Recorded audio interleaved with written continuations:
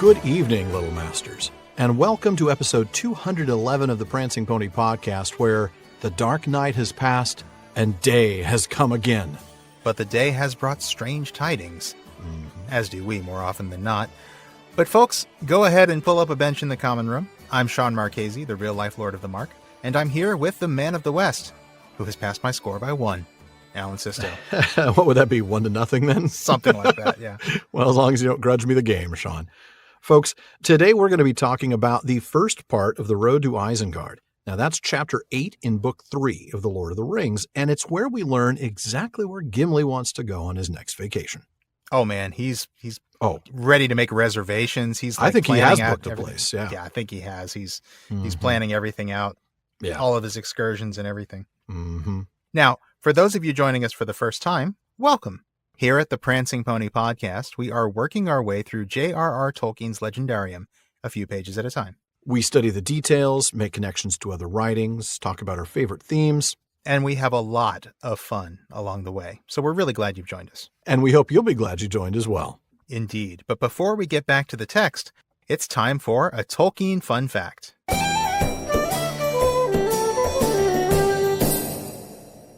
All right. Well, this Tolkien Fun Fact was brought to our attention by listener Daniel D.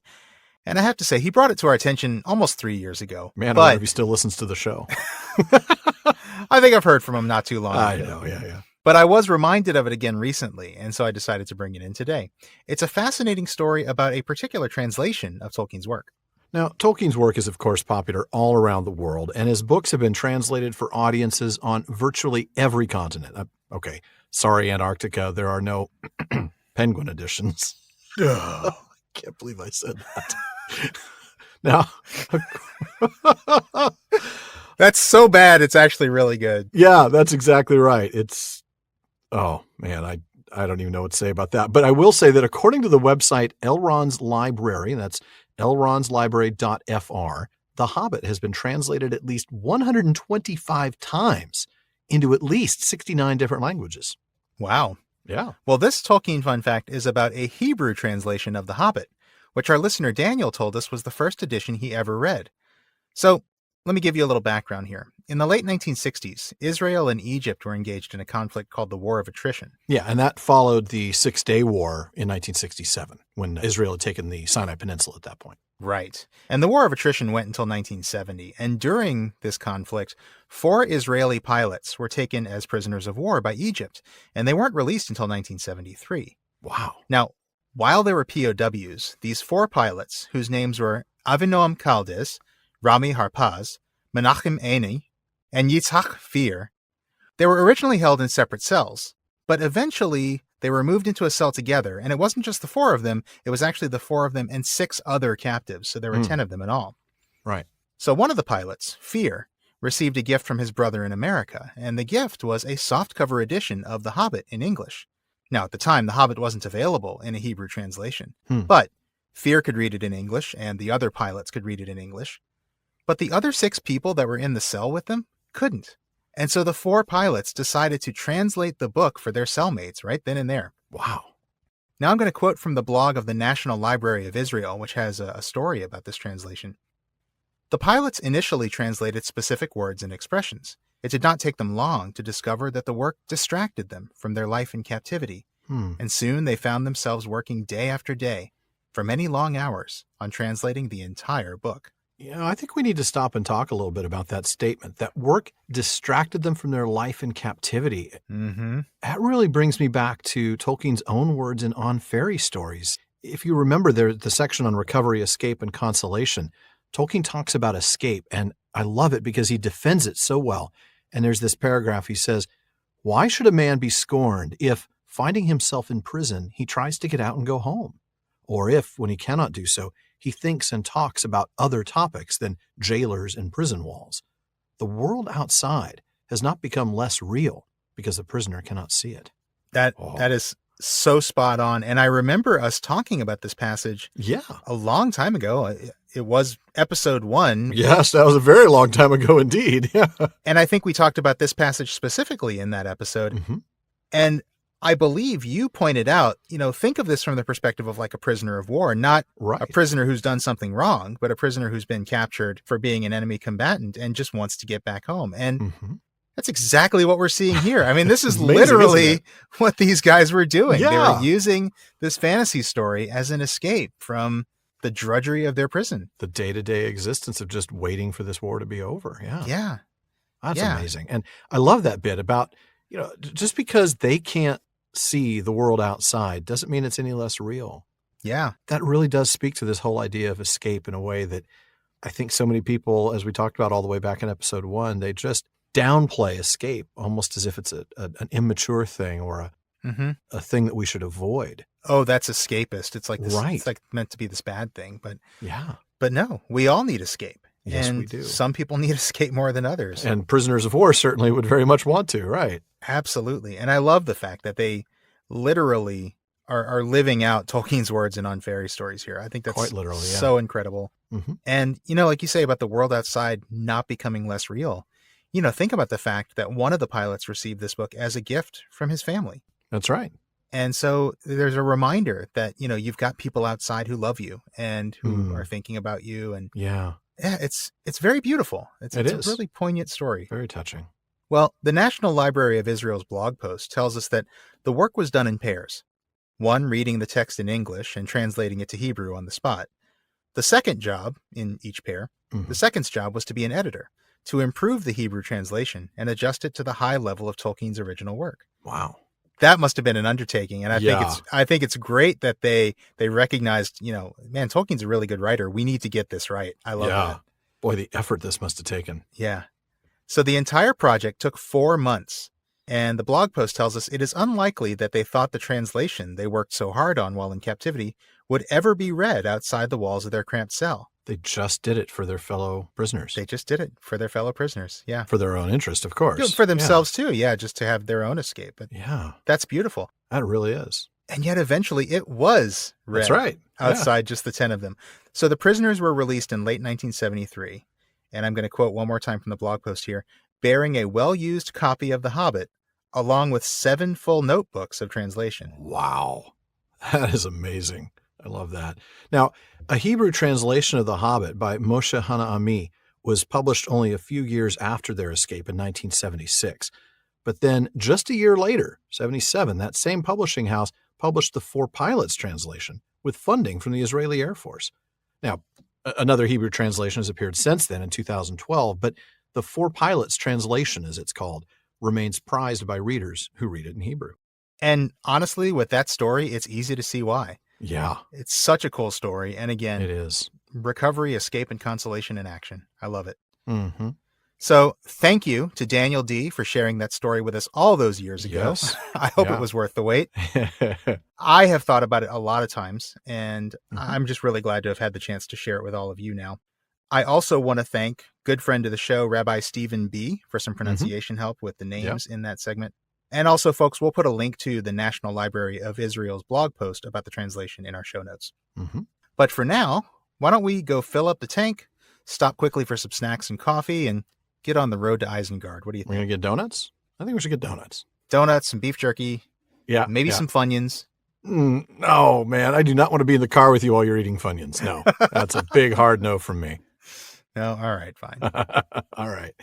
Well, we're going to start not really close to the beginning because even though it's a very good place to start. It's a wonderful place to start, but there's so much here in the second part of this first section that I want to make sure we got to it. And I'd either have to read for the next 15 minutes or I could just start a couple paragraphs in, and that's what I'm going to do. So at this point, we've met everybody again. We're reunited. We've already passed Gimli and Legolas talking about their 42-41 final score, and now we get Theoden. I'm really surprised you didn't take that chance to sing Reunited and It Feels So Good. I almost did, but we just did that joke a few episodes ago. Because that always stops us. But please continue. Reunited. Thank you. No, I can't. I just all right, fine.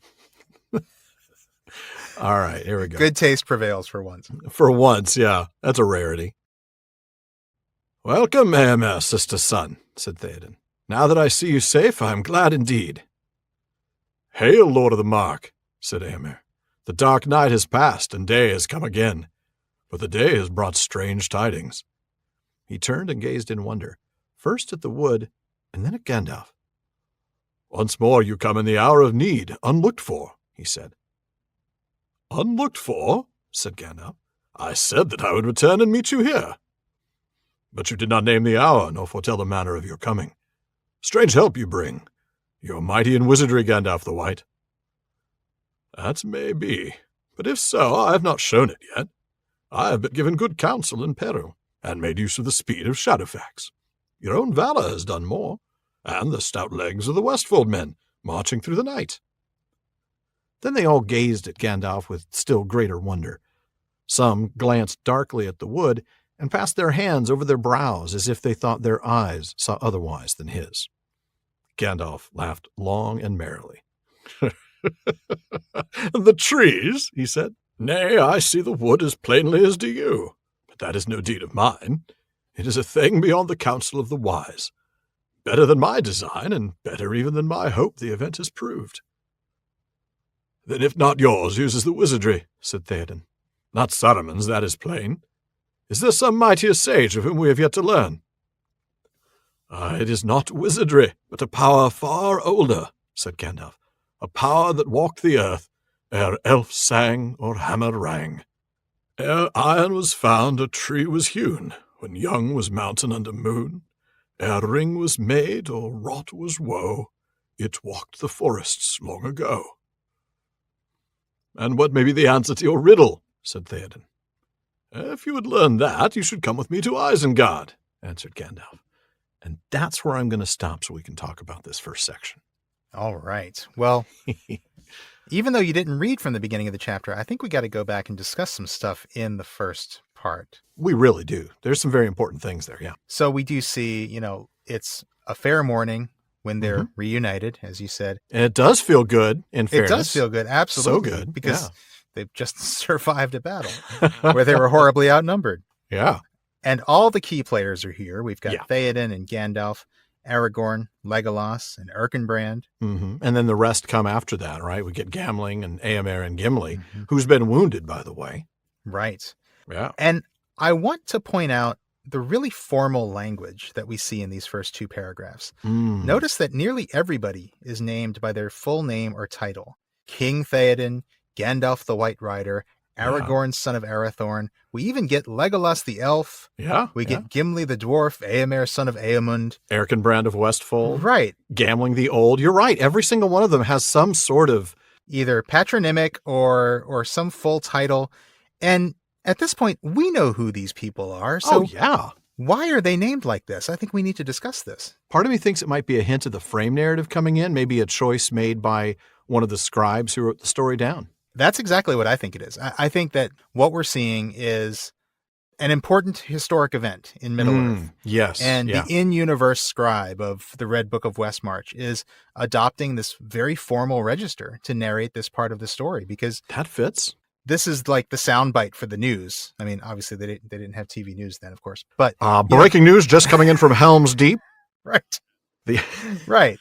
But this is the bit that's going to be quoted. I, for one, welcome our new alien overlords. This is Kent Brockman from Helm's Deep. Yeah, this is the part that's going to be like quoted in other history books, right? So they want to make sure that they have this formal register and everybody is named fully. And I think it is exactly what you said. I think it's that frame narrative kind of creeping back in. I think that's the only explanation I can find for it. Because like you said, we already know who all these characters are. Right. Yeah. Then we move on to this fellowship moment with Legolas and Gimli, which I regret having to skip, but there is so much later to read that I couldn't justify starting with that, but it's really a great moment. It is a cool moment. I mean, I love the fact that Gimli's obviously been wounded, and yet it seems like the only thing he's unhappy about is the fact that his axe has been notched. I know, I love that. That's so Gimli, isn't it? He's like, well, I got 42, but man, the last one had this iron collar, and well, bummer. Yeah. But Legolas, of course, is just happy to see him still alive, even though he's actually lost the game. He had 41. Yeah, and I guess this really is the honor system. I mean, how hard would it have been for Legolas? But I think that arrow might have actually killed two people. And that other guy slipped on one of my other arrows, so he died. So 43. I win. I could see Legolas fudging the numbers so that he could win. Yeah. Who's really keeping track here, right? Right. Yeah. I mean, it's not like there's a prize. So No. He's only cheating his own conscience, I guess. Right, that's true. It's not the 3 hairs of Galadriel that are up for, I get them back. Oh, man. Oh, man. Good stuff. So then we get on to Éomer and Theoden's moment. And I love this. Éomer gets his own Aure in Tuluva moment. Yes, he does. I'm so glad you picked up on that, too. Yeah. How do you miss it? I wrote it in the margins of my book. Yeah. Absolutely. 100%. Day has come again. The dark night has passed and day has come again. Aure in Tuluva indeed. Yep. Beautiful. Yeah. Absolutely. And yet, though the day has come, it has brought strange news. Oh, it sure has. And then he looks at the woods. He's like, that thing. Wizard? What do you got for me here, wizard? Right, exactly. What can you tell me about this? Well, what's funny is he makes the mistake of talking about Gandalf coming back unlooked for. So Gandalf skips the whole, what's the forest about? And instead chastises him for the unlooked for. What do you mean unlooked for? I told you to meet me here. That is true. That is true. What do you mean unlooked for? I said I was coming back. I said I would be here.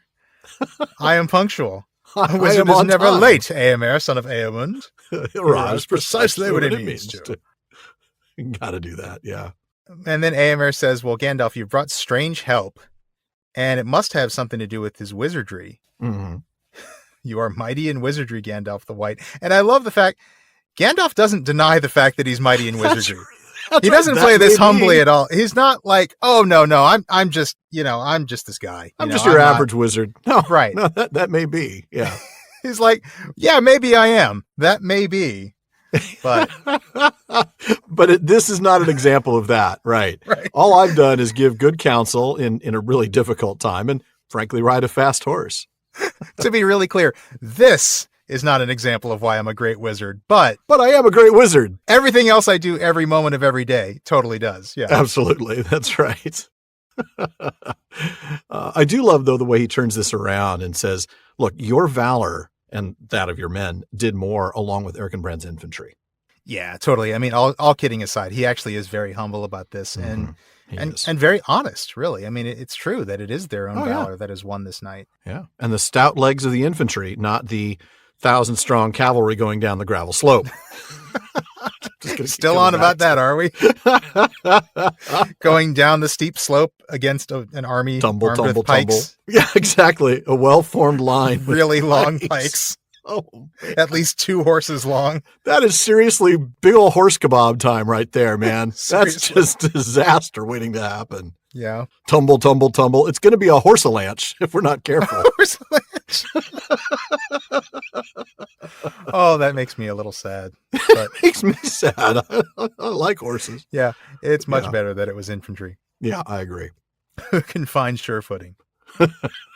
So then the Rohirrim are all staring at Gandalf, and some are staring at the wood, and they're like, look, man, do we have to make this any more clear for you, Gandalf? We want to know about the forest.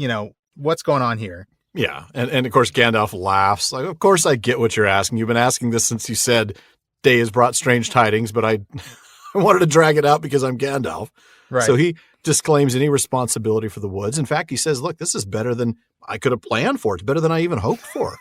But of course, that doesn't help anything. No, it still doesn't explain anything. No, it doesn't. It just raises another question. Theoden finally just comes out and says, okay, look, if it wasn't you who did this, well, who was it? And do we need to be afraid? Yeah. Because that's a problem. Right. Yeah. Right. It's not Saruman, but who's more powerful than Saruman? And do we need to run away? Right, right. And then Gandalf says, look, this isn't wizardry. This is not magic. This is a power of the earth that goes back to basically the beginning of time, the beginning of creation, at least. Very much so. I mean, Elfsang or Hammerang certainly suggests it's before elves or dwarves, which is a very, very long time ago indeed. We remember that the Silmarillion tells us that Iluvatar said, when the children awake, then the thought of Yavanna will awake also, and it will summon spirits from afar. They will go among the Kelvar and the Olvar, and some will dwell therein. So this is very, very long time ago. Yeah. So they must have come into being simultaneously with the elves. Yeah, maybe simultaneously or just after, but before they sang. Yeah, that's interesting because Oh man, this is weird because we know that Iluvatar didn't want anybody to awake before the elves, right? Right. That's why the dwarves, or at least none of the children could be awake. True, and they answer something different, even though they do seem to. Yeah. Yeah, I didn't even want to go down that road once again. But that text makes it clear that it's simultaneous, right? When the children awake, then Yavanna's thought will awake. Yavanna's thought will awake also. So it has to be simultaneous, but before the dwarves. Well, yeah. So even though Gandalf is saying here it's before the elves sang, right? Air elves sang. It's just before the elves started singing. Maybe not before they awoke. They woke up, and there was some period of time that elapsed before they started to sing. For approximately 10 seconds. Right. When they were looking at the stars with their jaws agape, trying to figure out how their mouths worked.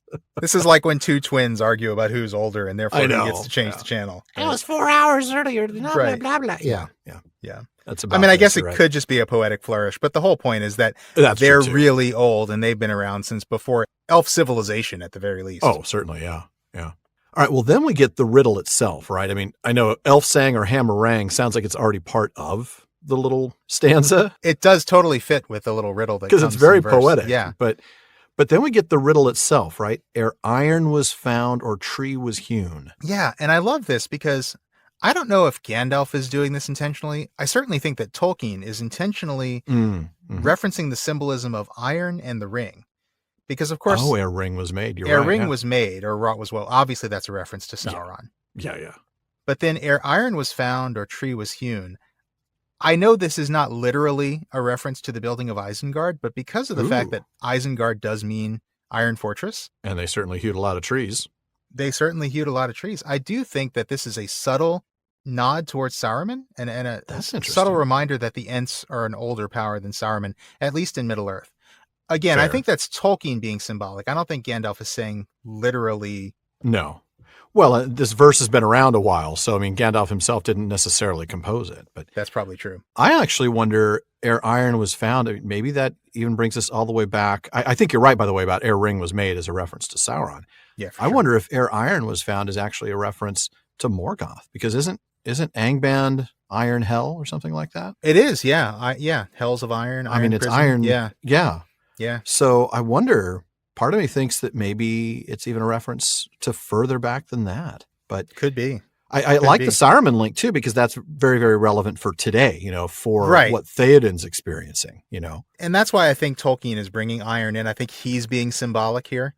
Yeah. Even though I don't think that iron in this poem is necessarily symbolic of Saruman, if that's fair. If that makes sense. That's a good point. But that's a really good catch about Morgoth. I mean, I didn't think about Angband.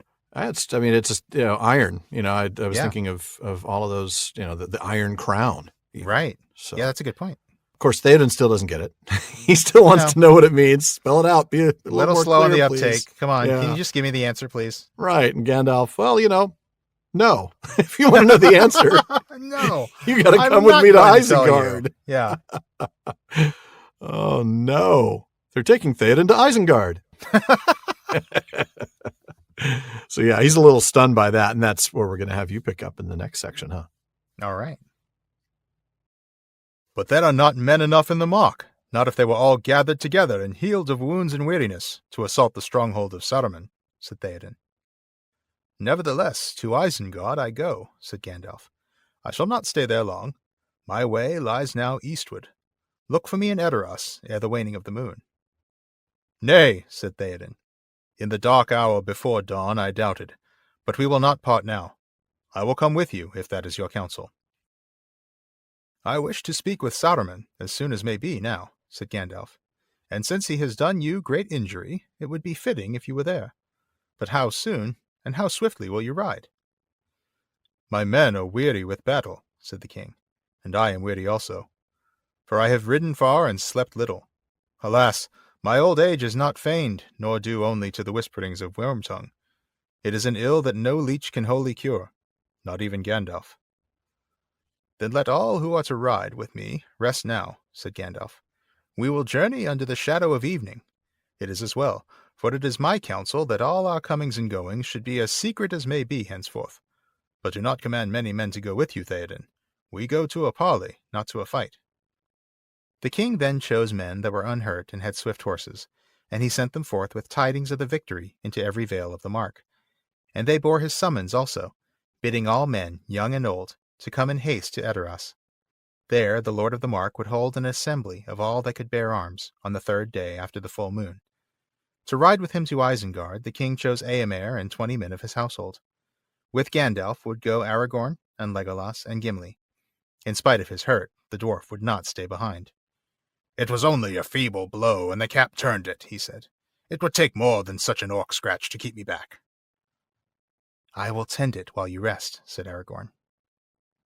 I'm picturing a wound like which one of the dwarves in the Hobbit film? That Bomber? No, it wasn't Bomber. Oh, was it Biffer? Biffer had like the axe in his head. Who had the axe piece still in his head? Yeah. It's just an orc scratch. Yeah. You know? Totally. Oh man, you got like Gimli. I can see gray matter. Right. You need to rest, man. Your brain is falling out, Gimli. It's nothing. Oh, that's all right. I got plenty left. That's right. Tell Galadriel I'm fine. So going back to the beginning of your passage, actually just a little bit before, that's when Gandalf explains, "Look, I'm going back to Isengard, and I think you should come with." Right. Right. Well, Theoden, he doesn't really get what he means, does he? Right. He starts out with a big misunderstanding. Yeah. We don't have enough men in all of the Mark to attack Isengard. Yeah. And Gandalf doesn't actually correct him right away. He just confirms his plan. You know, you're right. I've noticed that. He's very strong like, wizarder you are. Well, maybe. Yeah, once again, he's not correcting anybody. He's letting everybody just believe what they're going to believe. We'll see more of that too. There's a lot of this like, I neither confirm nor deny. Right. That is a very good point. That is throughout this chapter. Yeah. But yeah, he doesn't say like, "Oh no, we're not going to attack." At least he doesn't say that yet. No. He just says, okay, but I'm going to Isengard. Yeah, it doesn't matter if you don't have enough people. That's where I'm going. That's where I'm going. Right. It doesn't help me in making a decision. Right. And then he tells Theoden to wait for him in Edoras before the waning of the moon. No, that's right. Remember, it's March 4th today. Well, in this day. I don't know when you're listening to this, people, but it was March 4th on this day for these guys. And 8 days earlier, on February 26th, we saw Merry and Pippin carried away by the orcs. They could see, quote, the last rays of the sickle moon. The next day, Aragorn, pursuing the orcs, acknowledged, "If the moon gave enough light, we would use it, but alas, he sets early and is yet young and pale." The next day, it's still described as a sickle moon, but by March 1st, it's described as a waxing moon, and we see that same description again on March 2nd. Later tonight, it will be described as waxing towards the full, and tomorrow, now waxing round. It actually becomes a full moon on March 8th, when Faramir wakes Frodo to tell him the full moon is setting. Right. You have to chase this stuff all over the place. Yeah, totally. And yeah. Trust me, there are people who've done a lot more in depth than this. I'm kind of giving you the surface of all of this stuff. But it means it won't start waning again until March 9th. So this is really just a long-winded way for us to say that Gandalf is telling him, "I'll be back in Edoras within 5 days. There you go. Just tell me that, Gandalf. Just say, "I'll be back on this date." Yeah. And Hammond and Skull point out that until 2005, the text actually said it was the 2nd day after the full moon. That's right. And this was corrected based on the solidly established date of the full moon on the night of March 7th and 8th. Yeah. And the fact that the muster was on March 10th. That's correct. And Christopher Tolkien acknowledged that error in The War of the Ring. He said that in The Tale of Years, the full moon was on March 7th, since Frodo left Henneth Noon on March 8th, and he saw the full moon setting before dawn on the morning of his departure. That's the bit we just mentioned a minute ago. Right. Theoden came to Dunharrow on the evening of March 9th. But with this, the king's word in the Muster of Rohan, when he says, "Last night the moon was full," do not accord, and should have been 2 nights ago. This in turn would require alteration of the date set for the muster in The Road to Isengard. Right. Well, consider the date altered. Yeah. I mean, that's absolutely how it got fixed. Yep. So I'm sure we'll come back to this again when we get to the muster itself in a couple of seasons, but just kind of get you up on the timeline. Yep. It's crazy to think that it's going to be a couple of seasons before we get to the muster. I know. It feels like it's right around the corner. I know, because it's happening in just a few chapters. Well, in this timeline, but yeah, in this timeline, right? Because we have to jump across to book 4. Yeah, we got to get to the Emyn Muil. Yeah, we got to go hang out with Gollum in the Dead Marshes and meet Faramir and so much stuff. Yeah. Wow. It just makes me realize how close we are to the end of this book and the end of the season. I know. And it's wild. It's making me kind of sad, but it does. Yeah. But it's also exciting because book 4 is coming and Faramir's coming and all that great stuff. Yeah. Oh, yeah.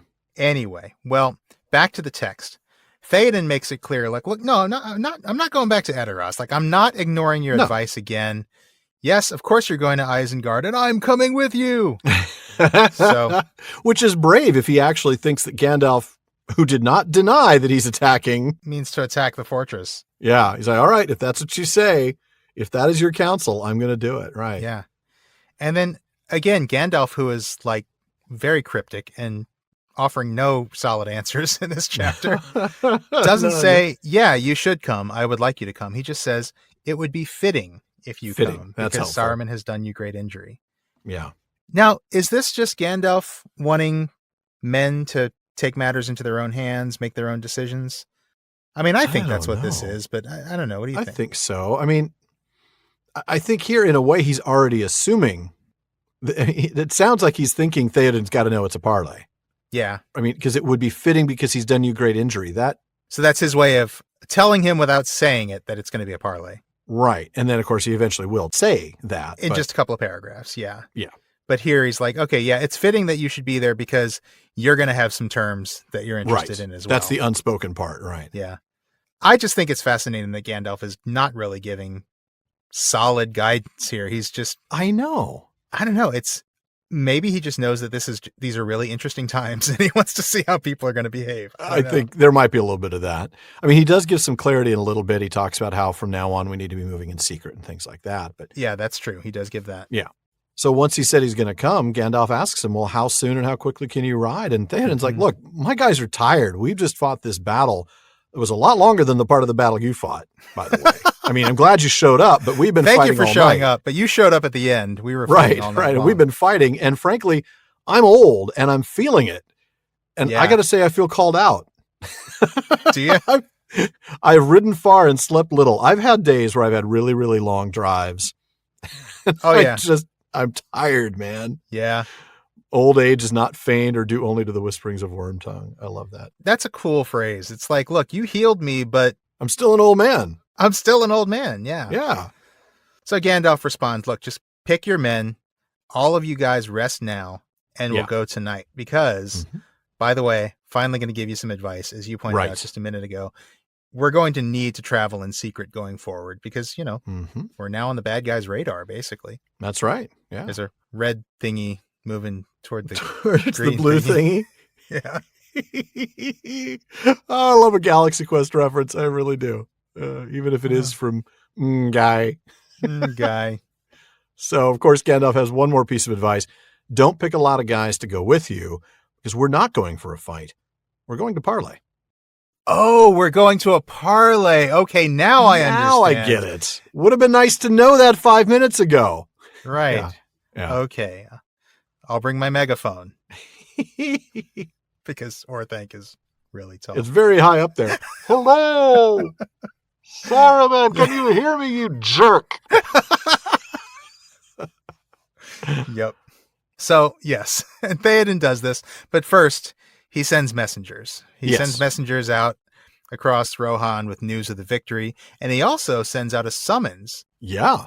All that could bear arms to come to Edoras for March 10th, which is 6 days from now. Right, the third day after the full moon. That's why. And that's one of the reasons why they had to fix the dating of the full moon. Yeah. Right. You know, to fix that. Yep. And then, of course, for riding with him to go to Isengard, he chooses Eomer and 20 men, and they decide to go, and they're, of course, going along with Gandalf, Aragorn, Legolas, and Gimli, who dismisses any concern at all about the feeble blow that's showing his brains and the orc scratch that's all the way through his skull. Right. No, I'm sure it's not. Aragorn knows better, and I love his healing and his leadership here. You know, he says, look, you go ahead and rest. I will tend your wound. Yeah. Oh. After all, we know the hands of the king are the hands of a healer, right? That's right. That's exactly what this is. This is a kind of a little prelude to the whole idea that the king has the hands of a healer. Prophecy. Yep. Well, it would take more than such an orc scratch to keep us from reminding you to visit our website, theprancingponypodcast.com, especially if you haven't visited us there this season. Yeah, we still have all the good stuff there. Show notes, outtakes, Prancing Pony Ponderings, as well as our online storefront where you can get PPP shirts, mugs, stickers, and more. And one of the best resources we have there is our library page. After all, we love the books here at the Prancing Pony Podcast, and we want to make sure you can get your hands on any of the books we mention here. Yeah, we may talk about a lot of Tolkien-related stuff on the podcast, but at heart, Alan and I are fans of Tolkien's books and books about Tolkien. That's why we have the library page, with links to every book we've ever mentioned on the show. Now, we do make a few pennies from the purchases you make from those links, and thank you for your support. Now, we are always thrilled to bring artists to your attention, and Elmanel is no exception, as we are proud supporters of her on Patreon.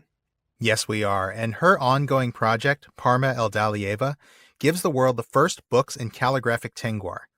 For 12 years now, she's created stunning works of art, books, maps, scrolls, and more that feature her originally developed elven calligraphy.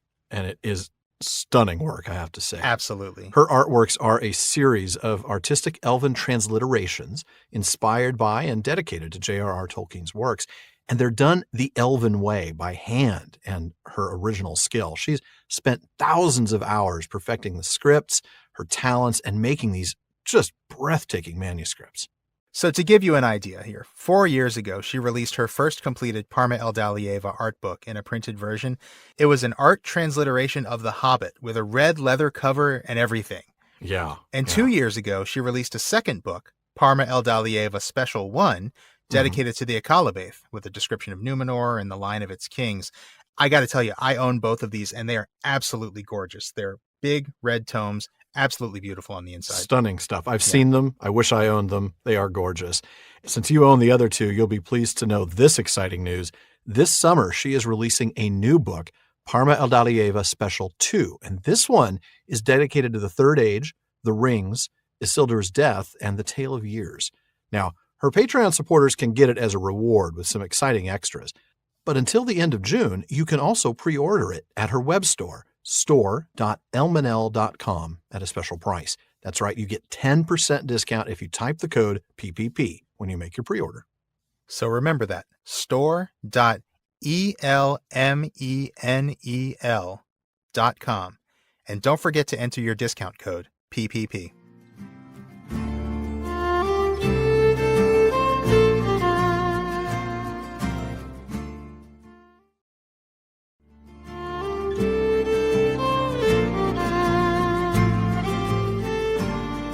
All right. Well, why don't we go ahead and get back to the text? And Alan, you're going to pick up right where I left off. Sounds like a good idea. The king now returned to the Hornburg and slept, such a sleep of quiet as he had not known for many years, and the remainder of his chosen company rested also. But the others, all that were not hurt or wounded, began a great labor, for many had fallen in the battle and lay dead upon the field or in the deep. No orcs remained alive. Their bodies were uncounted. But a great many of the hillmen had given themselves up, and they were afraid and cried for mercy. The men of the mark took their weapons from them and set them to work. "Help now to repair the evil in which you have joined," said Erkenbrand, "and afterwards you shall take an oath never again to pass the fords of Isen in arms, nor to march with the enemies of men. And then you shall go free back to your land, for you have been deluded by Saruman. Many of you have got death as the reward of your trust in him, but had you conquered, little better would your wages have been." The men of Dunland were amazed, for Saruman had told them that the men of Rohan were cruel and burned their captives alive. In the midst of the field before the Hornburg, 2 mounds were raised, and beneath them were laid all the riders of the mark who fell in the defense, those of the East Dales upon one side and those of Westfold upon the other. But the men of Dunland were set apart in a mound below the dike. In a grave alone, under the shadow of the Hornburg, lay Hama, captain of the king's guard. He fell before the gate. Oh, Hama, it's too soon, man. I know. I love that guy. We barely knew ye. I mean, we talked about what an amazing character Book Hama really is, huh? Yeah. Oh, yeah. I mean, the independence that he shows. You know, he's obviously one of Theoden's most trusted men of his house, and he shows why. You know, he makes decisions. He's not just one of these guys who follows orders. He trusts in Gandalf, and yeah, it's a bummer. We'll get to him when we get to the end of that section, but that just hit me so hard. I know. So we'll go back to the beginning of that. Let's do that. All right. So back to the beginning, the king and his men rest while the others set to work. And man, they have earned this rest, I gotta say. Boy, they have. Yeah. I mean, so do the other guys, but they don't get to rest quite yet. Right. But I mean, look, the king deserves this, and it's a great moment. And, we learn that all the orcs are dead. Bodies aren't even counted. No. But there are Dunlendings alive, and the Dunlendings are asking for mercy. Right. And we'll soon learn why they're asking for mercy, because they're afraid they're going to be burned alive. But Erkenbrand disarms them and sets them to work. He says, look, you're going to go free. You will go free back to your homes on these two conditions. One, you've got to help fix what you've done. And then two, you got to swear an oath. And that oath, you're going to never cross the fords armed, and you're not going to march with our enemies. It's pretty simple. And he tells them the reason that we're giving you this mercy is because we know that you have been tricked by Saruman. That's right. And by the way, even if you had won, he wouldn't have gotten off any better than you're getting off. No, Saruman would have killed you just as readily as, absolutely. Little better than your wages would have been. And I think that the reaction of the Dunlendings is really worth talking about here. This amazement that they have. I mean, they had been persuaded, we're actually told, they had been persuaded by Saruman that the Rohirrim burned their captives alive. That is a terrible, terrible fate. No wonder they had been willing to do whatever it took to achieve their objective. Remember, absolutely. We commented on that. They will not stop until the king is dead or they are dead. Now you know why. Propaganda. Oh, absolutely. Saruman uses propaganda. We talked a couple of episodes ago about how he was kind of modern in a way, right? He was this, some aspects of the way he ran his army, if you want to call it that, were very modern. He had like the modern army, all the modern gear. He just didn't know how to use it. That's because he was the very model of a modern major general. Ugh. Sorry. I did just kind of walk into that, didn't I? You did. I'm not sure if you knew the kings of England or could quote the fights historical, though.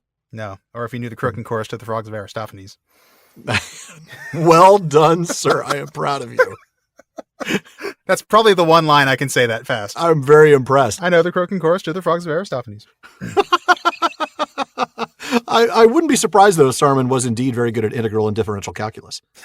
Probably. All right.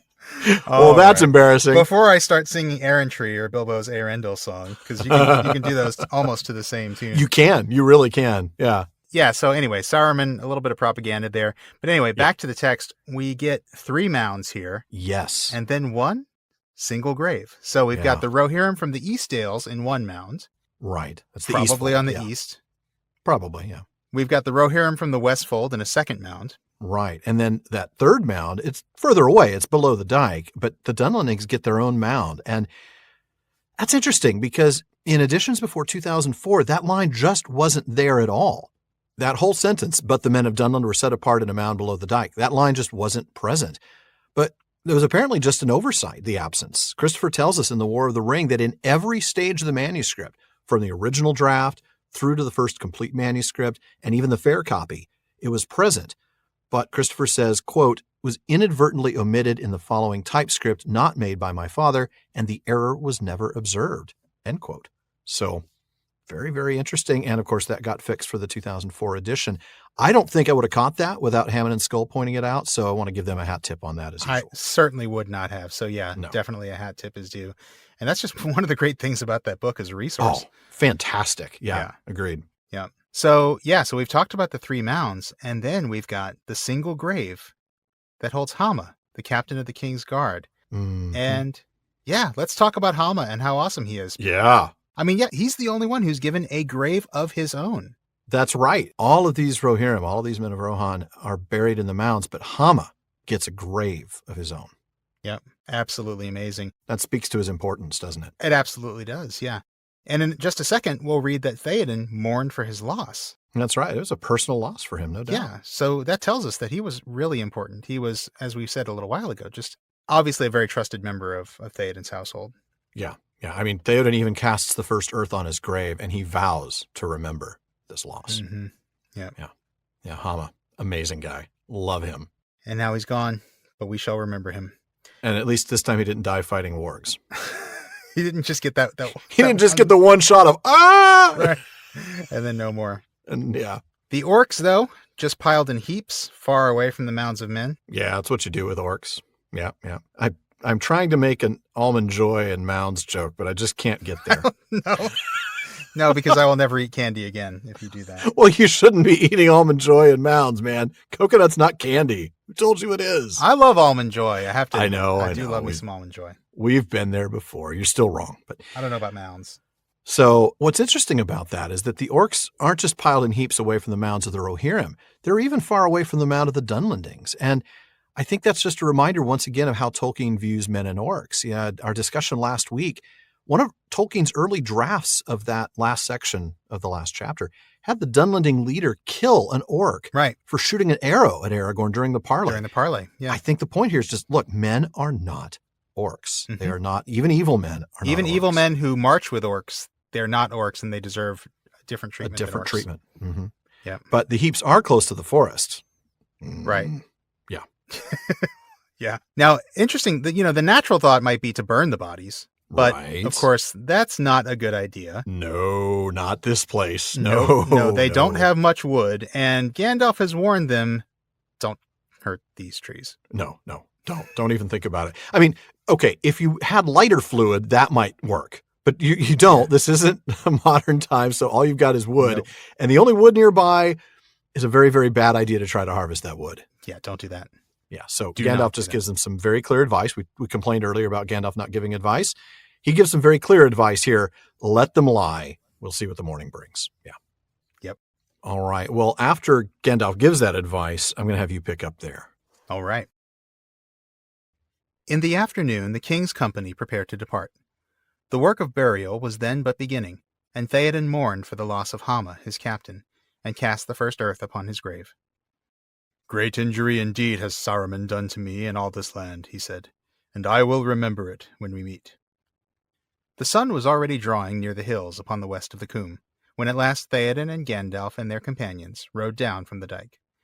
Behind them were gathered a great host, both of the riders and of the people of Westfold, old and young, women and children, who had come out from the caves. A song of victory they sang with clear voices, and then they fell silent, wondering what would chance, for their eyes were on the trees, and they feared them. The riders came to the wood, and they halted. Horse and man they were unwilling to pass in. The trees were gray and menacing, and a shadow or a mist was about them.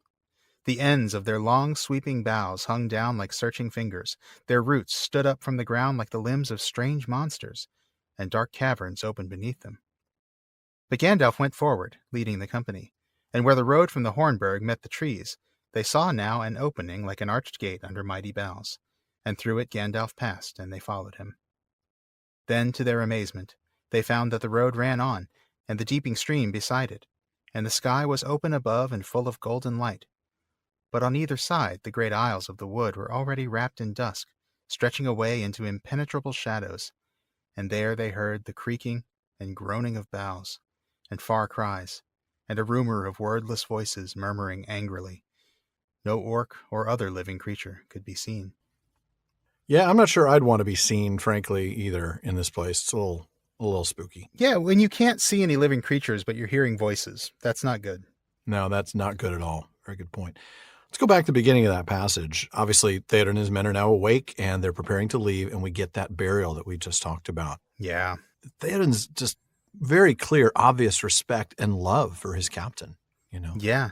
And then this vow to remember this loss when he's parleying with Saruman. And he will. And he absolutely will. And, he says, to me and to all this land, Saruman has done great injury. It's not just to the people in general. It's to him personally. Right. Yeah. Yep.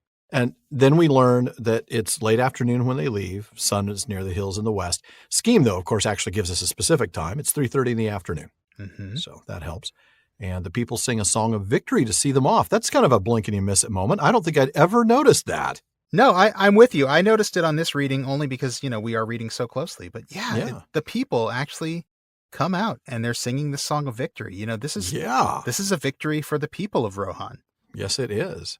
And they sing it briefly because then they like, fall silent. Oh, those trees.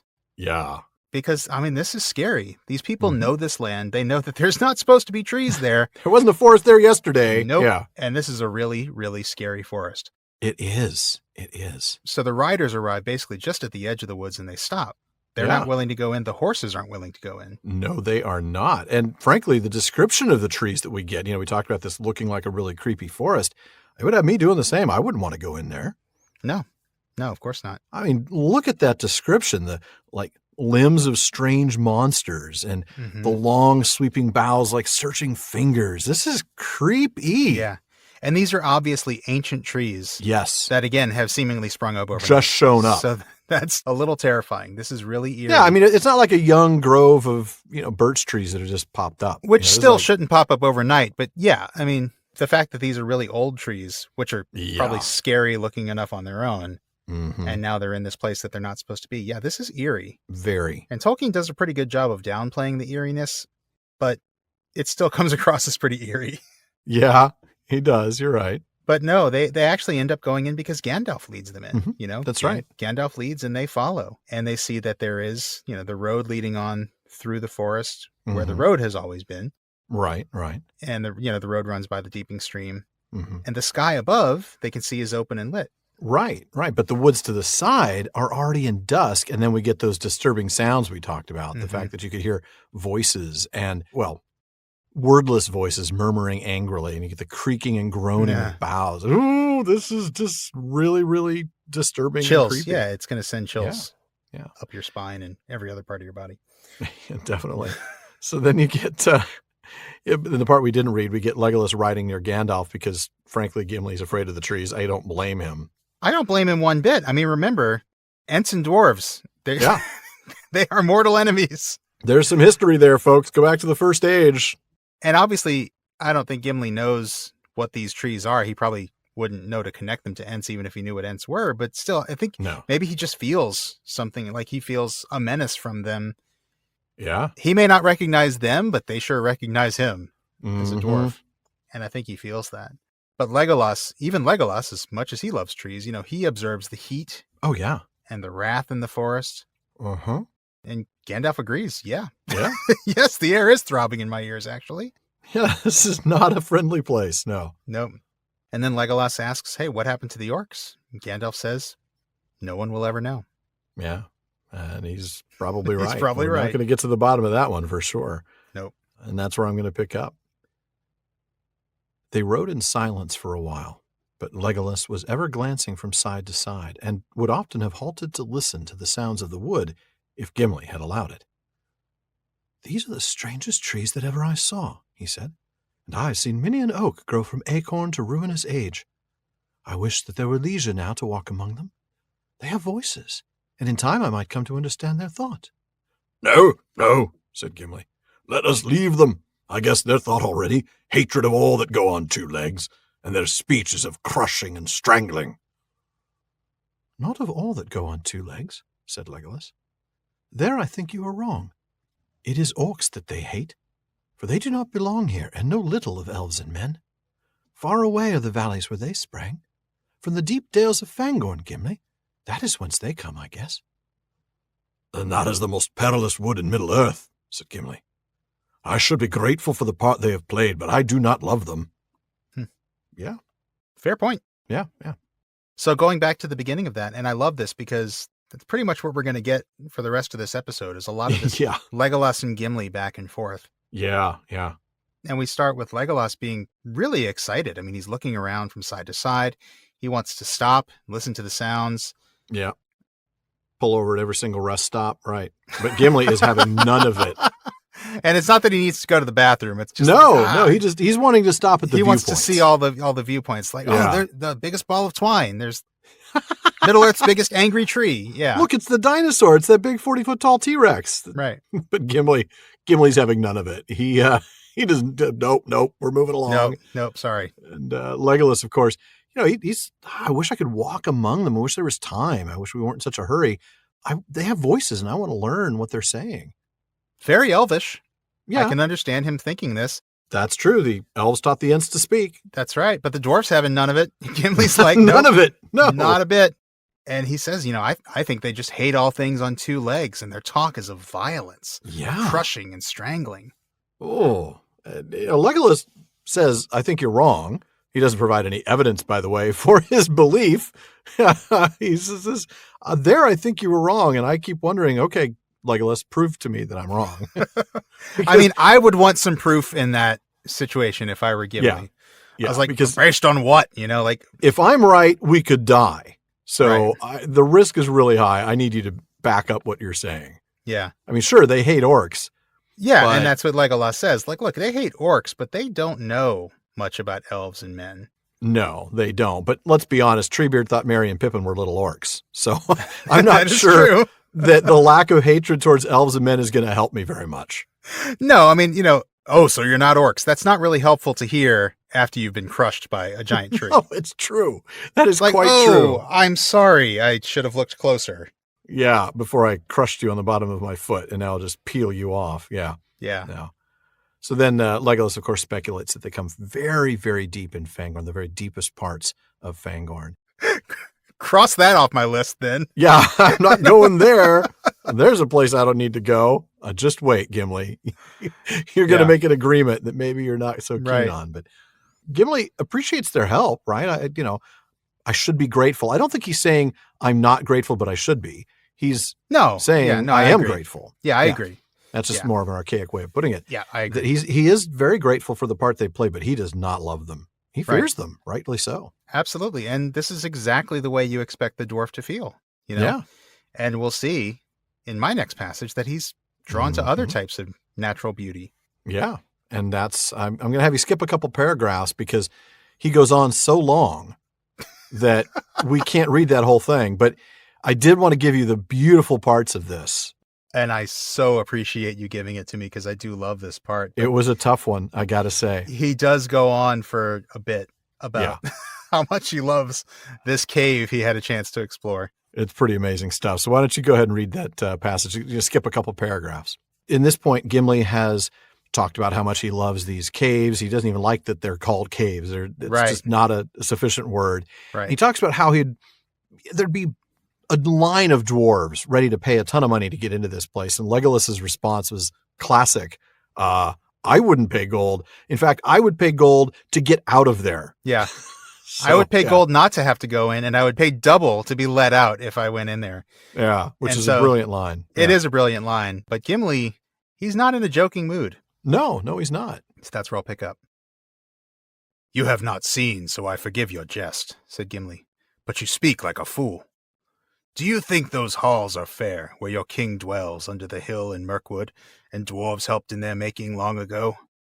They are but hovels compared with the caverns I have seen here. Immeasurable halls filled with an everlasting music of water that tinkles into pools, as fair as Keled Zaram in the starlight.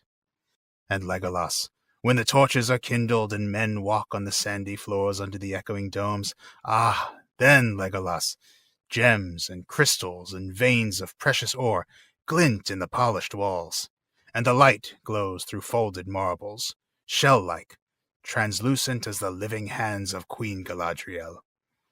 There are columns of white and saffron and dawn rose, Legolas, fluted and twisted into dreamlike forms.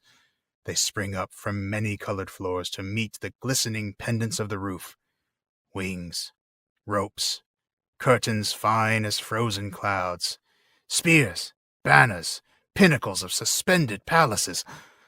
Still lakes mirror them. A glimmering world looks up from dark pools covered with clear glass.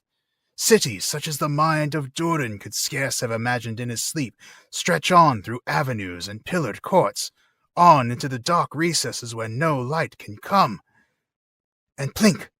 A silver drop falls, and the round wrinkles in the glass make all the towers bend and waver like weeds and corals in a grotto of the sea. Then evening comes. They fade and twinkle out. The torches pass on into another chamber and another dream. There is chamber after chamber, Legolas, hall opening out of hall, dome after dome, stair beyond stair, and still the winding paths lead on into the mountain's heart. Caves, the caverns of Helm's Deep. Happy was the chance that drove me there. It makes me weep to leave them. Wow. That is such a gorgeous passage. And not just because of the beautiful description, but Gimli. I mean, this is Gimli. We don't expect him to wax poetic. That's exactly what he's doing. Waxing poetic is the phrase I was thinking of, and you can't even imagine film Gimli talking like this. No, that's true because he's too funny. He's just comic relief in the film, but here, right, he's deadly serious about this. He is. He's absolutely earnest about this. He is pouring his heart out, which, while we're not told that he's pouring his heart out because he trusts his good friend Legolas, that's what's going on here. I mean, this is a fellowship moment that he feels comfortable enough with this elf to just pour it all out. Yeah, an elf. This isn't a fellow dwarf that he's talking about the beauty of this set of caverns. Right, that's true. You would expect him, maybe to talk like this to a dwarf because a dwarf will get it. But right, Legolas isn't going to get this, and yet Gimli just feels so overcome by love for this place and by trust of Legolas. I have to believe. I think you're absolutely right. We need to point that out. I think so. So we don't know that they're called this yet, but he's talking about the glittering caves of Aglaron. And we talked about that recently, right? That's right. We did an intro segment on Cheddar Gorge and the caves of Aglaron back in 2007. So that was just 4 weeks ago. So folks, check that out. Definitely. And it's a marvel of the northern world here. That's what he says in the paragraph that you didn't read. Yeah. And then he chastises men for seeing it just as hiding holes, as storage places, a place to put fodder. Right. Yeah. Yeah, men can't appreciate this place. I mean, these are vast and beautiful caverns that would draw a pilgrimage of dwarves. Yeah. A pilgrimage. That is a powerful word. Yeah, it is. You're right. There is a religious significance to this. This is that intense. Yeah. This would be a sacred place for the dwarves. And they would pay to see it, by the way. Notice Gimli doesn't just want to set up a pilgrimage. He wants to monetize it. He was a smart man. Yeah. He's my kind of guy. I would. They would pay pure gold for just a look. Yeah. I would charge admission, man. And then Legolas, as we talked about, Legolas's reply is like, look, I'd pay not to go in and I'd pay double to be let out. Which I have to say is odd. Yeah. I mean, Legolas has been living in a cave for hundreds and hundreds of years, one would think, given his father's halls in Mirkwood. So why is going into a cave such a terrible idea for him? I don't know. That kind of weirds me out. I mean, okay, maybe. I mean, the Hobbit points out that the king's cave was his palace and the strong place of his treasure and the fortress of his people. But it also tells us that most of the folks lived and hunted in the open woods and had houses or huts on the ground and in the branches. Maybe that's what he did. Maybe, but I mean, he's got to still be living at home, don't you think? Yeah, I think so. Legolas, maybe he's living in the basement, which is probably a deeper cave than the regular I was going to say, yeah. Maybe he lives in the attic instead, right? Maybe so. But honestly, even if Legolas went full rebel on his dad and had a house out there with the common folk in the woods. To be closer to Tauriel? Sorry. Man. Boom. But you'd think he's going to come home for parties and things like that in the caves. Right. So, I mean, it doesn't make sense that he's freaked out here. No. And, Gimli ends up talking about that. I mean, first he forgives Legolas's snark as simply uninformed foolishness, but then he reminds him, hey, you think those caves where your dad lives are nice? I love that. Well, hang on. He actually says your king. Those caves where your king lives are nice. That's right. He does. Yeah. Your king. Yeah. And I'm kind of surprised Legolas doesn't remind him, wait, my king? You mean my dad? You stunted peasant. Naugrim. You Naugrim. Yeah. No, it is kind of funny. Your king. Yeah. You're right. I mean, it's your father, your king. Yeah. It's the same guy, but yeah. And, Gimli's point is like, they are nothing compared to this. As beautiful as your father/king's halls are, this is better. Yeah. Right. And also, blink and you miss it, but there's a statement that Gimli makes about the dwarves helping in the making of the halls in Mirkwood, right? Oh, yeah. Yeah, you're right. That is a blink and you miss it moment. Now, we know that they helped Thingol with Menegroth in the first age, and they helped Finrod with Nargothrond. I guess that means that the fact that they built Thranduil's Hall shouldn't come as a surprise. I guess not. I mean, especially when we think about the fact that Thranduil started as kind of a carbon copy of Thingol. He actually kind of started as Thingol, right? I mean, that's true. Yeah, he was originally going to be Thingol until Tolkien decided to go in a different way. Yeah. But of course, I think that honestly makes Thranduil's mistreatment of Thorin and company even more nasty. Yeah. Thanks for building my halls. I'm now going to imprison you in them. I mean, well, it's not the same dwarves, but you're right. No, but come on, dwarves helped you make this place. It does make all the dwarf racism that we see in Mirkwood even worse. Even more disturbing, you're right. But let's move on to the gorgeous stuff. Let's get to the fun stuff, because this sensory description is absolutely gorgeous. And it is. And like we said, I mean, Gimli is just so serious here, Oh, and he's such a wordsmith here. He is absolute wordsmith here. Like, you didn't man, I didn't know he had it in him. I didn't either. This is rich. This is the guy who didn't want to sing about the east wind. Understandably so. We know why. But still, man, this dude can write poetry. He's talking about the music of the water. It's as fair as Keled Zaram in starlight. That is gorgeous. And Keled Zaram, of course, is a sacred place. Very much a sacred place for dwarves. Very much a pilgrimage sort of location, yeah.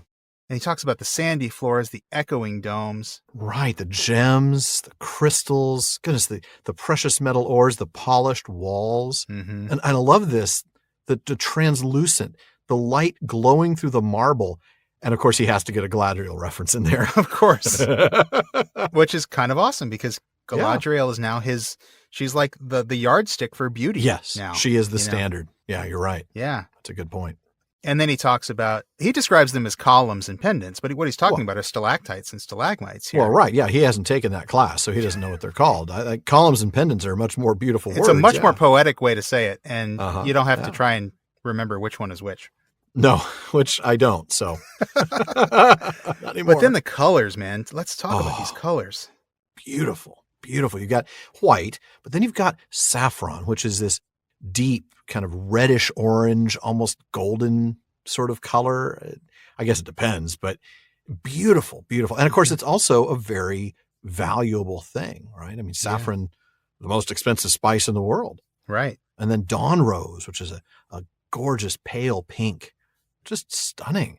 And even his descriptions of the shapes of these things, they're fluted and twisted. So you can see these, holes showing up in these stalactites and stalagmites. And you can see that they're twisting and they're rotated. And it's just this beautiful description. Stunning. Dreamlike forms. And I have to say, this phrase, pinnacles of suspended palaces, it just melts my heart. It's such a gorgeous description. It does. You're imagining like little castles on the ceiling of stalactites. Oh, it's gorgeous. It really is. What a vision this is. He's able to create this scene in your mind with these words. That's very realistic, very awe-inspiring. Yeah. And you're seeing this everywhere you look because it's filled with these still lakes. Yes. And so there are reflections of all this gorgeousness everywhere you look. And Gimli says, even Durin could scarce have imagined this stuff in his sleep. That's a high bar, I think. Yeah. Yeah. Absolutely. But then you get one of my favorite moments. You get the plink line with the wrinkles in the glass, right? We're talking about the ripples in the water, but he doesn't describe them as that. They're round wrinkles in the glass, and the grotto of the sea. Yeah. That he knows these things is stunning. Yeah. It's amazing. It's a truly gorgeous line. And again, thank you so much for giving me this whole passage. I mean, you're welcome. And I love the way the motion, as he's describing the ripples in the water, I love the way that description contrasts with the stillness of the water he just described. And I'm also going back to the description of Keled Zaram in book 2, which was called Dark and Windless, which gives the impression of a still water. Right. And again, it's just so poetic. And there's just so much wonderful contrast in Gimli's description. Yeah. Amazing stuff. It really is. And of course, it doesn't stop. He keeps pointing out there's chamber after chamber. There's dome after dome. It keeps on going and going. Yeah. At the risk of repeating ourselves. I mean, he's just truly ecstatic here. That's a good word. Yeah. We have not seen this kind of joy in Gimli, and he's weeping for leaving. Yeah. I dare say, I think he's found a bit of recovery and escape and consolation in those caves. I think so. I think that Aglarond is sort of a fairy place for Gimli and probably for other dwarves too. I can buy that. Yeah. And they call it a cave. A cave. And they call it a mine. Exactly. That's what I love that. Well said. I like that observation that these caves are a near fairy place for dwarves, just as forests are a fairy location. Yeah. For both elves and men to some extent. Yeah. And we'll see a similar kind of attraction, and almost seduction is the word I want to use when we see Legolas's reaction to the trees in the next part of the chapter, which we'll get to next episode. Yeah, you're right. No, that's a very good point. Yeah. The creepy moment when he sees the eyes is what you're talking about, right? Yeah. And he has this moment where he just he wants to go back. Yeah. He has to be stopped from returning. Yeah. And we'll get to that next week, but boy, that is a moment, isn't it? But it's interesting that we see these two different places have kind of similar effects on Gimli and Legolas. They really do. All right, well, let's go ahead and let you read a little bit of this. We get a bit that we're not going to read about, Legolas saying, look, maybe you shouldn't tell other dwarves about this place because they'll come here and they'll come in here and start digging and they'll just mar more than they made. And then Gimli comes in again with a completely dead serious response. No, you do not understand, said Gimli. No dwarf could be unmoved by such loveliness. None of Durin's race would mine those caves for stones or ore, not if diamonds and gold could be got there. Do you cut down groves of blossoming trees in the springtime for firewood? We would tend these glades of flowering stone, not quarry them. With cautious skill, tap by tap, a small chip of rock and no more, perhaps in a whole anxious day. So we could work, and as the years went by, we should open up new ways and display far chambers that are still dark, glimpsed only as a void beyond fissures in the rock. And lights, Legolas. We should make lights, such lamps as once shone in Khazad-dûm. And when we wished, we would drive away the night that has lain there since the hills were made. And when we desired rest, we would let the night return. You move me, Gimli, said Legolas. I have never heard you speak like this before. Almost you make me regret that I have not seen these caves. Come, let us make this bargain. If we both return safe out of the perils that await us, we will journey for a while together. You shall visit Fangorn with me, and then I will come with you to see Helm's Deep. That would not be the way of return that I should choose, said Gimli. But I will endure Fangorn if I have your promise to come back to the caves and share their wonder with me. You have my promise, said Legolas. All right, well, let's go back to, we kind of talked about this before you started reading, but the paragraph that you didn't read, Legolas says, look, I'm happy for you, and I hope you get to return there someday.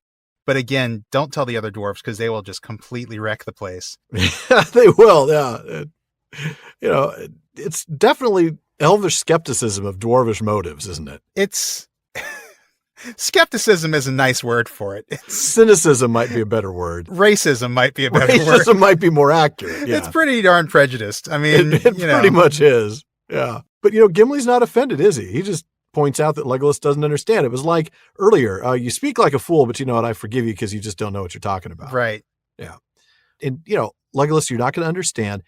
And he goes on to talk about how no dwarf would mine this place, even if they could get the most valuable things, diamonds and gold. Yeah, I mean, in other words, dwarves have the same kind of appreciation for beauty that elves have. We just have other things that we like. Right. And I love that. That's such an important point. It's not as though dwarves are simply a practical people concerned only with mining and wealth. They do appreciate beautiful things. They do. And we see that really if you take a close look in Khazad-dûm. Absolutely. And we see some of the amazing architecture in there. Yeah. And then, of course, Gimli goes on to ask Legolas rhetorically, would elves cut down blossoming trees for firewood? Of course they're not going to do that. Right, exactly. Yeah. And that's the point. And then he explains what dwarves would do rather than exploit and destroy the place. He said, we tend the place. We're not going to quarry it. I love that distinction. Yeah. And, we would slowly, over time, open up new ways to display the other chambers that are still hidden in the dark. We're not going to make new things. We're just going to reveal the things that are already there. Yeah, they're going to use their gifts that they have from Owlay to enhance it. Yes. And I love, Gimli's description of the caves is sort of this pure place that dwarves can make better. It reminds me a little bit about the purity that we saw in Lorien. Again, I think the comparison with an elvish place full of trees, I think is very powerful here. Certainly appropriate. Yeah. Yeah. And it reminds me of Frodo's observation about how Lorien was fresh and poignant, as if he had at that moment first perceived them and made for them names new and wonderful. Oh, that's right. That was about the colors. The colors that he saw. Yeah, exactly. And that's very much what Gimli's doing here, right? Exactly. He wants to open up this beauty for the first time. He sees hints of it through the cracks, and he knows that dwarves would let it all out. And I think that's great. That is. But yeah, I mean, this is just a very poignant look into what dwarves appreciate and how dwarves react to the things that they appreciate. We don't spend a lot of time in dwarvish places. We go through Moria, but that's pretty much it. And that's a fallen dwarvish place. I mean, it's not an active dwarven kingdom. Right. So you see here what dwarves would do with this place. And yeah, it's beautiful. It really is. And I think Gimli, you talked about him earlier, sort of this sense of a consolation and escape. I think here we've got another sense of recovery in here. He's really definitely seen what could be done. He's seen the potential. Definitely. What it really is like. Yeah. Yeah. And they'd make lights so that the beauty could be seen, much like the lights in Khazad-dûm. With an on-off switch, even. Of course, yeah. You got to sleep sometimes. Right. And Legolas, this is really amazing. Legolas is actually moved. Yeah. I've never heard you speak like this before. Neither have we. Neither have we. And he says he almost regrets not seeing the caves. Yeah, almost. I know. Almost. He almost gets him there. But, hey, I think that's powerful. That's a powerful fellowship moment as he's realizing, look, this is not the place that I want to be, but I see what it does to you, and I would love to experience it with you because we're friends. Yeah, that's right. And then that's when he suggests that agreement that we all know and love. That's right. If we make it out of this alive, we're travel buddies. Yep. You go to Fangorn with me. I'll go to the caves with you. Note the order of these activities. I mean, come on, Legolas. You come to Fangorn first. Which also, by the way, geographically makes no sense, because if we survive, it will be after surviving something down in Gondor or Mordor or in those areas. That's true. They're going to have to cut north to go to Fangorn first. So we should really stop at the caves first. Yeah. We got to go out of the way to go to Fangorn first and then come. But that's okay. That's a good point. Well, Gimli doesn't really like the order very much either, but no, he agrees to it as long as Legolas promises. Yeah, which he does, though, now I'm reminded of film Gimli. Never to trust an elf! With like spittle coming out of his mouth. Spit flying out of his mouth, landing in his beard. Yeah, it's getting stuck in his beard. Wow, man, that's a trick. That is a great moment. Oh, it is. Well, speaking of great moments, you got something to read next, don't you? This is the "Are we there yet?" moment. It really is, isn't it? I know, I thought the same thing. Pretty much what it's starting with here. It really is, yeah. So I'm going to pick up with Legolas's dialogue later in the paragraph that you started but didn't finish. Right. Because that's how we're doing things these days. Because that is how we roll on this show. Right. We skip what we can so that we can do this. Yeah. Exactly. How far is it to Isengard, Gandalf? About 15 leagues, as the crows of Saruman make it, said Gandalf. 5 from the mouth of Deeping Combe to the fords, and 10 more from there to the gates of Isengard. But we shall not ride all the way this night. And when we come there, what shall we see? Asked Gimli. You may know, but I cannot guess. I do not know myself for certain, answered the wizard. I was there at nightfall yesterday, but much may have happened since. Yet I think that you will not say that the journey was in vain, not though the glittering caves of Aglarond be left behind. Well, that's our reading for tonight. Let's go back and discuss that from the beginning. We get Legolas's, are we there yet, Dad? How much longer, Dad? The dwarf has to potty, Dad. Yeah, exactly. It's like, fine. All right, hang on. 15 leagues, all right? Just 15 leagues till we stop. We'll get some food. You guys can have a Happy Meal. So 15 leagues is 45 miles, which is about 72 kilometers. Mm-hmm. And Gandalf says, look, we're not going to get there tonight. No. And clearly we're not going to get there in one night. But he also breaks that down, right? First, it's 15 miles or 24 kilometers to the fords, and then twice that far, 30 miles or about 48 kilometers from there to Isengard itself. And I love the next little bit, though. Gimli asks the question, not only, what are we going to see when we get there, but he calls out Gandalf specifically. You may know, but I can't even guess. Right. So tell us, Gandalf. No.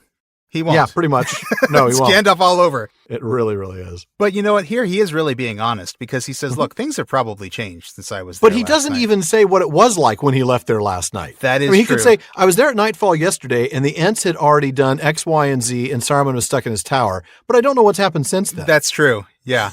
He doesn't tell them anything. No. All he says is, it'll be worth it, which I try with my kids all the time in the car. Doesn't work.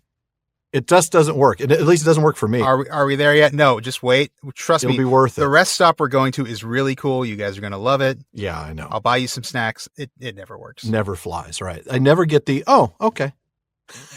Yes, we trust you, Dad. Maybe I get, give me an iPad or, let me play a game on your phone and then it'll be okay. Right. But never just, I trust you. I trust you and I'll wait patiently. No. That's fair. It probably never happened to me when I was a kid. I probably never said that either. Probably not. But I will point out one thing that Gandalf says that we didn't know before It's the first time we get the name of the caves, the Glittering Caves of Aglarond. Oh, that's true. We've been using it, so I almost forgot that. This is literally the first time it appears. That's right, yeah. Yeah, we get a name. But Glittering Caves is literally just a translation of the word Aglarond, isn't it? Yeah, that's right. In a draft of the nomenclature, Hammond and Skull tell us, now, this is not the finished version that's published in the back of the book, but in a draft of it, Tolkien says that Aglar means brilliance and that Rond means vault or high-roofed cavern. Mm-hmm. Now, we've seen each of these elements before, right? In many meetings, the elves sing A Elbereth Gilthoniel. Well, the third line of that song reads O Menel Aglar Elenath, which, according to Tolkien in The Road Goes Ever On, translates to sparkling like jewels. That's right. Yeah. Now, the appendix to the Silmarillion tells us that Aglar can also mean glory.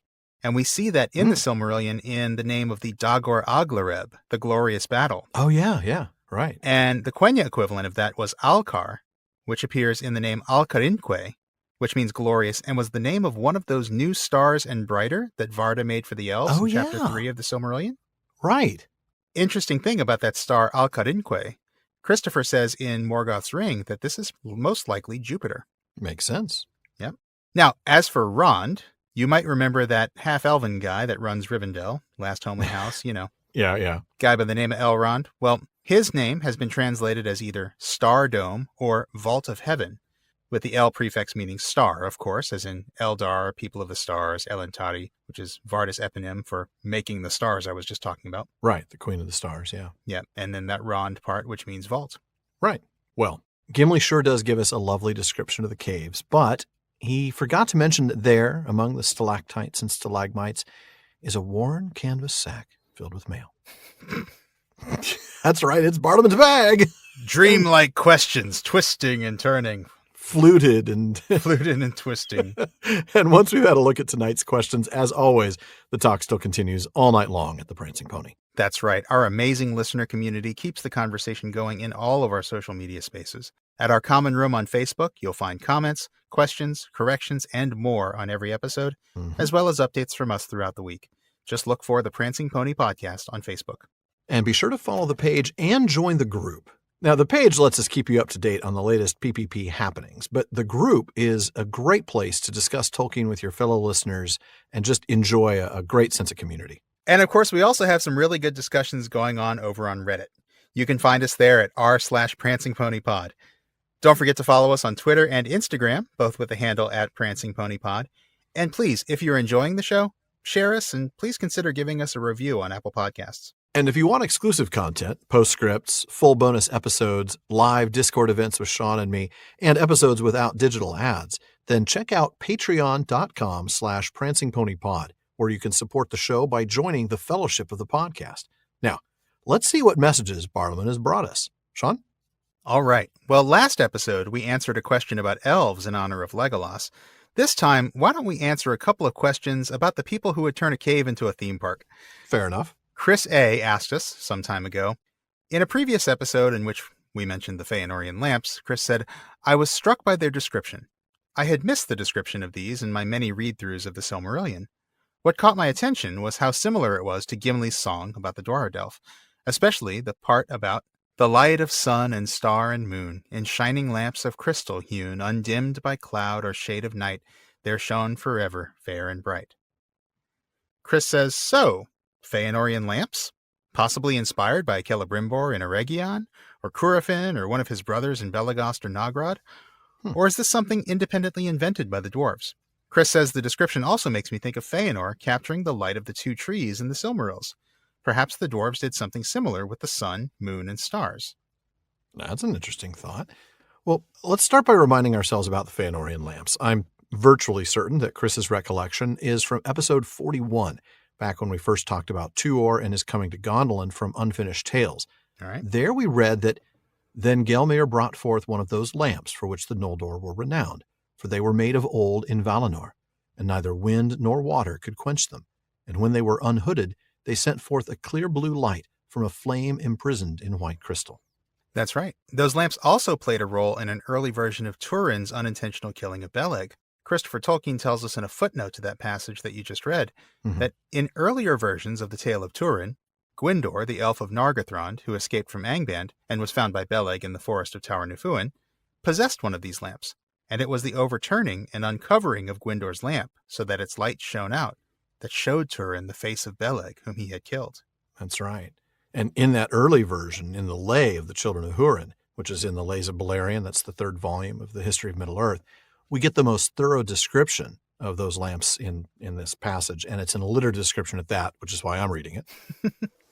But little lanterns of lucent crystal and silver cold with subtlest cunning they strangely fashioned, and steadfast a flame burnt unblinking there, blue and pale, unquenched forever. The craft that lit them was the jewel maker's most jealous secret.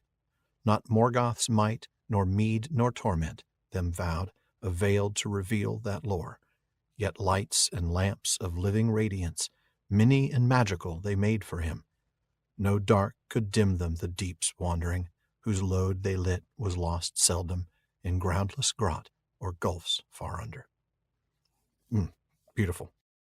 Now, while in this passage we see that nothing could make them reveal the secret of how these lamps are made, that footnote that Sean read also says, in a note on the story of Gwyndor, they are called Feanorian lamps, of which the Noldor themselves did not know the secret. That's right. And they are there described as crystals hung in a fine chain net, the crystals being ever shining with an inner blue radiance. Did not know the secret. I think that's telling. Sean? I think so, yeah. And I don't want to disappoint Chris on this one, but I would say that the shining lamps of crystal that Gimli describes doesn't mean that it's the crystals themselves that are shining. The way I read that, and what I think we have to assume the meaning is that the lamp is made of crystal, but inside the lamp is a fire that's probably just a traditional burning wick. Right. I do really think here that the light of sun and star and moon is a metaphor. Mm-hmm. Maybe the lamps were made or decorated in celestial shapes, like the sun and the stars and the moon. That's fair. And they certainly would have shone very bright in the darkness underground, but it's not literally the celestial light of the two trees, the sun and moon. I think you're right. It's replacing that light because you're deep underground. So you have to have the light of sun and star and moon to see anything. Right. Yeah. And any light is going to look extremely bright to you when you're in the dark down there. True. So I do think that these are just traditional lamps that just happen to be made out of crystal. Mm-hmm. Honestly, I think that makes sense because if the Noldor themselves didn't know the secret, then it's kind of impossible that they could have taught the dwarves how to make them. Agreed. And frankly, without that Feanorian talent, I just don't think they could have done it, honestly. No. Now, I mean, again, I don't mean to say that these weren't awesome lights in their own right. Oh, no, clearly they are. Gorgeous lamps that the dwarves had made. They're just not comparable to Feanor's skill. No. Which is probably okay, because the cost of having skill like Feanor is to be a big jerk who burns your friend's boats. Thwack. Can't resist a chance to crack the piñata. That's right. So, thank you for that one, Chris. Alan, do we have time for one more? I don't see why not. This one comes to us from longtime friend of the show, Arthur H. He says that some folks in our podcast community, quote, were discussing the fate of dwarves today and said at two different points that the Seven Fathers return. My recollection of the text is that it is stated that it was the belief of the dwarves that from time to time a king would be born so like unto Durin that they thought that he had come again. And there is specifically in the appendices a reference to Durin the 12th and last. Where does it say that the other houses had this unconfirmed belief about their fathers? All right. Good question. Take it away, Sean. Well, the truth is, we know just about as little regarding the other six houses of the dwarves as we do about the Entwives, which, of course, is not a whole lot. Right. Regarding this specific belief that their fathers return, we have two things that we can look at. The first is in Appendix A to Lord of the Rings, the Annals of the Kings and Rulers, specifically Section 3 on Durin's folk. Mm-hmm. There we read about the awakening of Durin and his dwelling in the caves of the Misty Mountains, which is followed by this paragraph. There he lived so long that he was known far and wide as Durin the Deathless. Yet in the end he died before the elder days had passed, and his tomb was in Khazad-dûm. But his line never failed, and 5 times an heir was born in his house so like to his forefather that he received the name of Durin. He was indeed held by the dwarves to be the Deathless that returned, for they have many strange tales and beliefs concerning themselves and their fate in the world. So we know that at least in Durin's line, they believed that Durin the Deathless had returned. Right, and Arthur mentions that in his question. Clearly, this was also a genuine belief of the dwarves, right? The text you read just says that they have many strange tales and beliefs concerning themselves. He was indeed held by the dwarves to be the deathless that returns. So this wasn't like some have said that the dwarves believe this. This was actually a belief. Whether it was accurate or not is another story, but it's what they believed. Now, we have one other piece of text to look at, and that's in chapter 2 of the Silmarillion of Aule and Yavanna. Now, there we read that the dwarves correct the elves' mistaken beliefs about their afterlife. That was the fact that the elves thought they went back to the stone of which they were made. And the text says that, for they say that Aule the Maker, whom they call Mahal, cares for them and gathers them to Mandos in halls set apart, and that he declared to their fathers of old that Iluvatar will hallow them and give them place among the children in the end. Then their part shall be to serve Aule and to aid him in the remaking of Arda after the last battle. They say also that the 7 fathers of the dwarves return to live again in their own kin and to bear once more their ancient names, of whom Durin was the most renowned in after ages, father of that kindred most friendly to the elves, whose mansions were at Khazad-dûm. So there we see that this isn't a belief limited to Durin's line. This is a belief among all the dwarves, all the houses of each of the seven fathers. Yeah. Yeah. Now, that's all we get on this. So while it's clear, it's admittedly thin. Yeah, that's true. Now, there is an essay called Of Dwarves and Men in The Peoples of Middle-earth. That's volume 12 of History of Middle-earth. Yeah. And there we find a little bit more about the other houses of the dwarves. Mm-hmm. Not much, but at least we get their names. We Yeah. know that they're called the Firebeards, the Broadbeams, Iron Fists, Stiffbeards, Blacklocks, and Stonefoots. Oh, man, those are all dwarvish sounding names, aren't Those they? are I love such dwarvish sounding names, yeah. But unfortunately, we don't get anything more on their belief in the reincarnation of their original fathers. Yeah. It's an interesting read. I mean, we do get some more on the secrecy of the dwarves. We get something on their relationship with men and so on, but nothing about their fathers returning from time to time. But I think that bit from Of Aule and Yavanna suggests that it is a belief common to each of the houses. It does seem to be, yeah. It just seems that we hear more about this among Durin's line, probably because it was that kindred that was most friendly to the elves. Yeah. And of course, the stories that we have of Middle-earth, certainly the Silmarillion and the Lord of the Rings, are a little bit more elf-centric in their point of view. Oh, yeah, definitely. Now, as Arthur says, this is an unconfirmed belief. I actually was prepared to say that, I like it and I'm inclined to believe it, which I am. Yeah. I think it's cool. I want to go with it. I was misreading the text until just a minute ago. I saw where it says, they say also that the 7 fathers of the dwarves return to live again.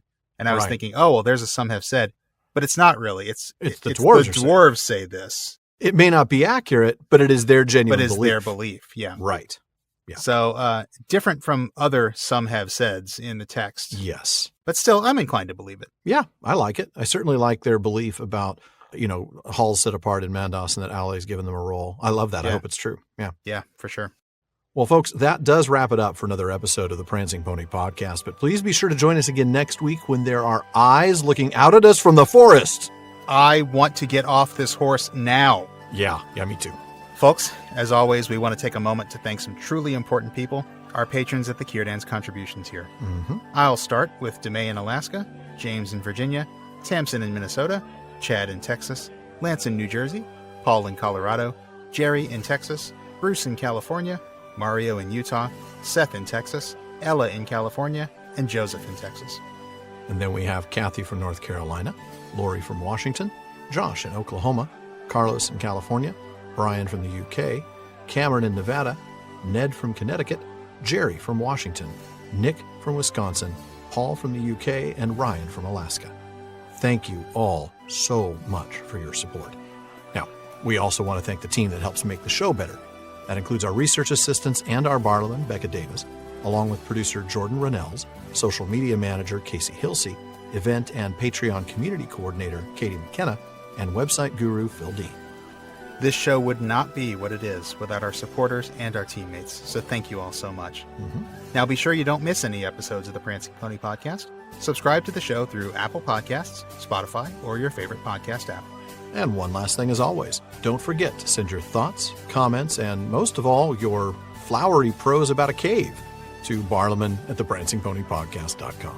Now, Barliman is a lot more reliable these days, but we get a lot of mail, so we'll get to you as soon as we can, and your question or comment may be featured on a future episode.